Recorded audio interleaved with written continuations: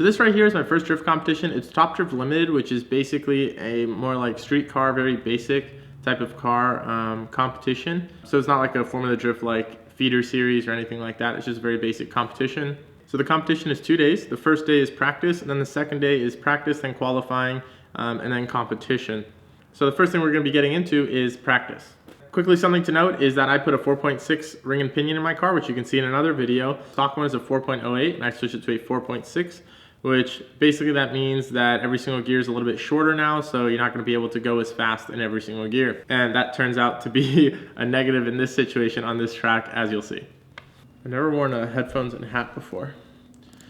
Alright, first run, this is basically the first lap out, 4.6 ring and pinion in the car, and you can pretty much tell that immediately it's a problem with linking the entire course.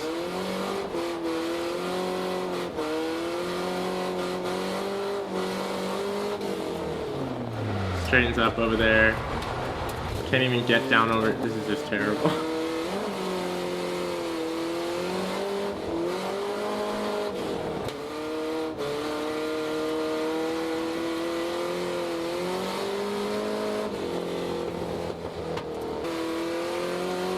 And then people suggested trying maybe in third gear, so I had shorter gearing. So I was like, okay, fine, put it into third. So put it into third, and immediately like the car straightened up and it just started vlogging. So I was like, can't do third with the 4.6 gear, and 4.6 in second is a little short. But I keep trying.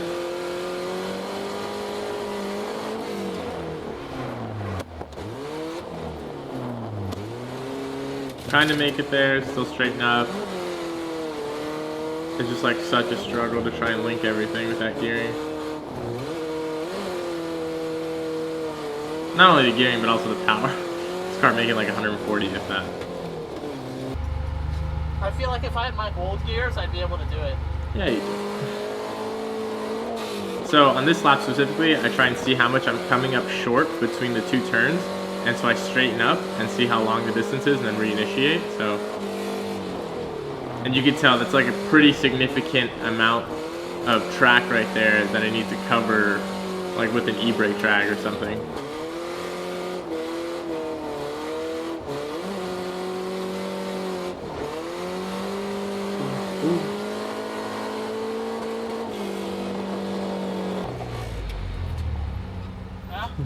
This is fine.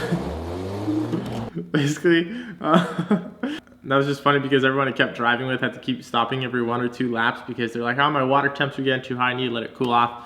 But I mean, mine is a stock KA, no thermostat, Koyo rad, 2 electric fans always on, and not only that, then I don't even have a water temp gauge or really any gauge in there at all, so I just kept going lap after lap after lap. Oh. Anyways, I almost had it this lap right here, but I had straightened up twice. So it's pretty good, but then straighten there.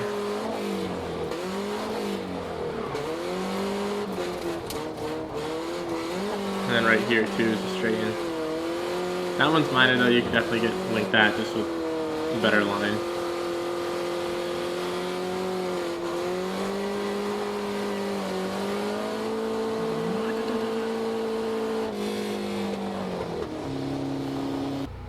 Tire pressure, by the way, has been changed down to 70 from being at 80, and the tires have been reversed and flipped backwards.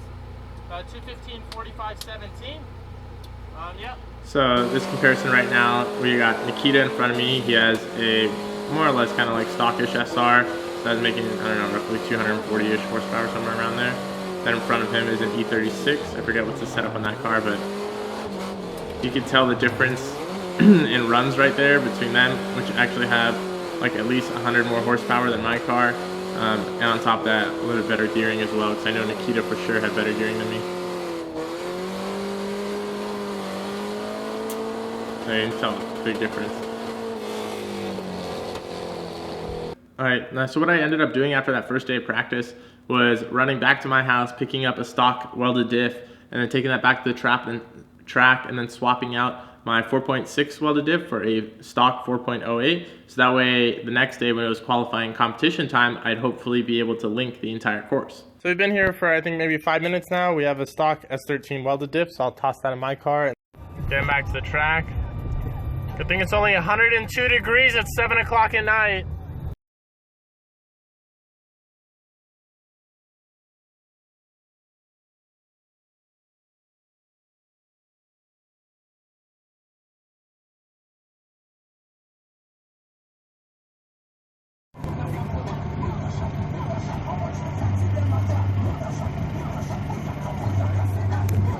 So what you're going to see right here on the second day is all with me back to stock gearing the 4.08 final drive. So right now we are running a 225/40/18 in the back at 73.5 psi cold. And this is with a 4.08 stock welded diff in the back. Not only that, but then I went from a 215/45/17 tire to a 225/40/18, and the 225/40/18 is actually a little bit taller as well, so it does give me a better chance of linking the entire course, just a little bit taller, so it acts like a longer gear. Hope that makes sense. What do you know? 18s plus a 4.08 ring and pinion, and there's actually hope of me linking the course.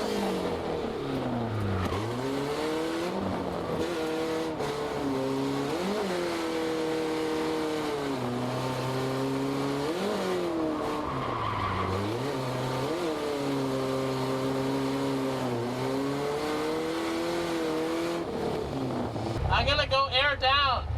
I'm gonna air down. Because it seems way too loose, like I can't get enough speed. Now, I say I'm gonna air down here, and I did, but what I ended up looking back at the footage, it seemed like I was doing better when I actually had like less grip in the rear, which would mean more tire pressure, because that way I'd be able to e-brake, drag longer down the hill in order to link everything, because there was less grip in the tires. Whereas when I kept airing down, the setup would get more grippy in the rear, and then I wouldn't be able to e-brake drag as long. But my whole thinking behind this was it was getting too loose through that first turn, and so I wasn't able to go full throttle until the very end. And so my thinking was, let me air it down so that way I can actually go full throttle and then gain more speed out of it, and then hopefully I can e-brake drag longer. But I definitely think airing up and running less grip on that setup would have worked better. Anyways, it was just a matter of time basically, and then I was slowly getting the hang of the new setup, and then actually started linking the course. It took forever. It's like finally.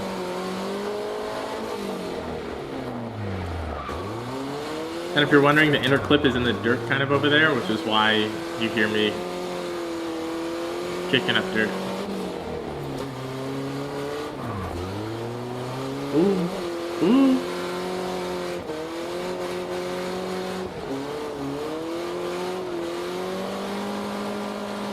Tire's already demating.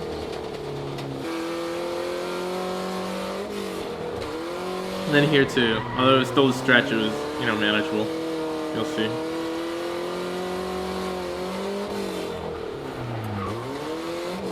Able to actually link it.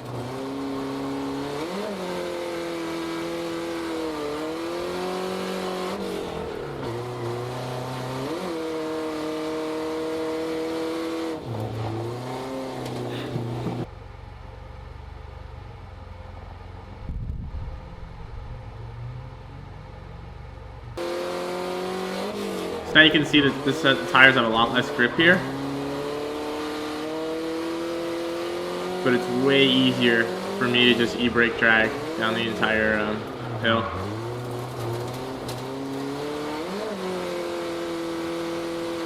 And to keep the RPMs up so it's actually in the tire band, so I can continuously like keep the wheels spinning throughout all that, not straighten.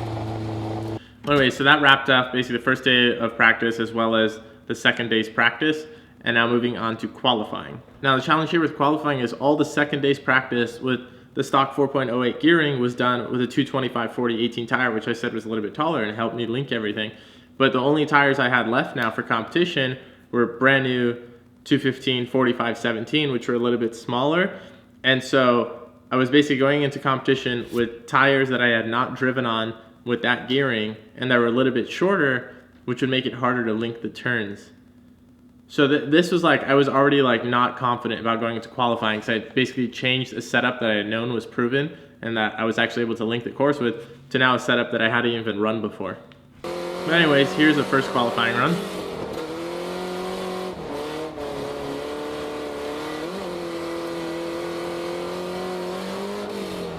Oh, that's absolutely terrible. Go off into the dirt, straighten up. And just driving straight through all of this. Absolute garbage run.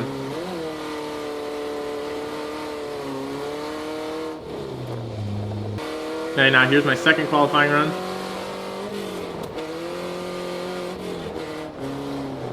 No, this is like a terrible line, which I knew I was going to straighten on.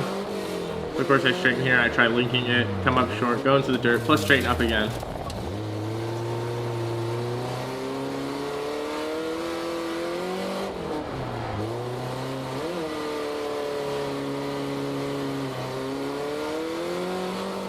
Yeah, I was getting pretty mad now.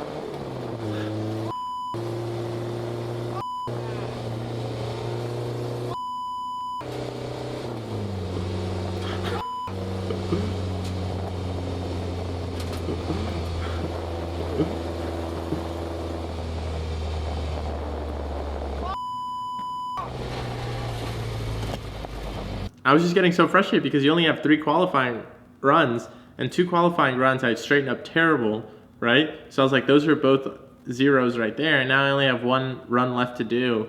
And it's like, still the car is like not able to link the course whatsoever. The bright side though was that because this is like such a beginner little competition, that the judges allowed us to actually straighten on the downhill portion. So that was the one area where we were allowed to straighten and it would be acceptable, just so they could get drivers into qualifying. Otherwise, a lot of drivers wouldn't have qualified because it's such a challenge to link that entire downhill section. So basically you can come over here, straighten up a little bit, reinitiate, and your score would still be good. So I decided on the last run, I need to play it safe, and although I don't want to straighten up here, I'm just going to have to go and do the run and straighten up in the center, so that way at least I can get a score and qualify. And so that's what I do right here. So you can tell, I run it, I make sure to straighten up, reinitiate. There's the inner clip right there, there's the outer clip cone over there, and there's another outer clip over there. And I'm actually able to put down a solid run because I didn't have to link that one section right there.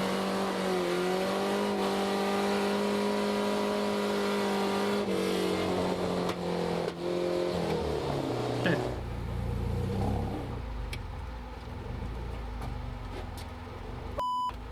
I was still pissed though.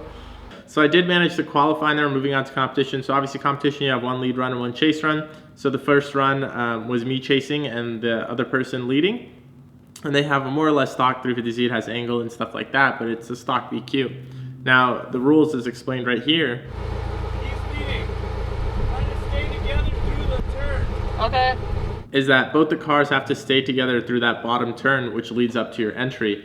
And the issue with that is I'm usually pinned throughout that bottom turn in order to get enough speed for my entry up top because my car is just so slow and underpowered. But him and his 350Z, he didn't have to be on throttle throughout that bottom corner, and then he could just floor it, right? And since we had to be equal, that also meant that I couldn't be on power either. So you'll see what ends up happening because of that. So here we are coming through the corner. He's off throttle, I'm not even on throttle yet. He punches it, I'm already full throttle, and there's no way I can keep up with that.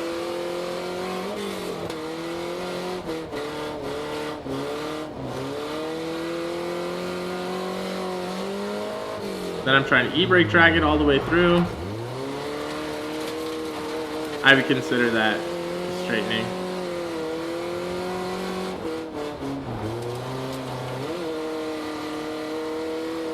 So I end up running like an absolute garbage run, which I don't like, and it just sucks that I wasn't able to be on power.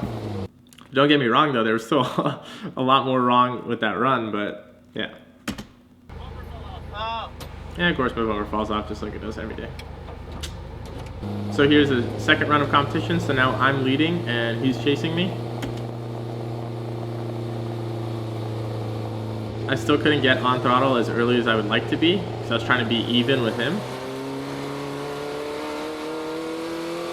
But faster than before at least. Come over here. The beginning was okay, but then right here, I tried doing a huge e-brake drag, turned the other way on accident.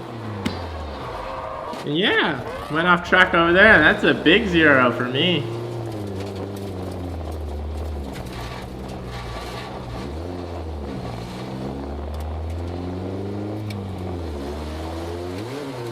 But I still want to drift it, you know what I mean? You're still paying for the day to drift. You might as well drift as much as you can. I know I'm getting knocked out, but this section of the track right here is really fun, so.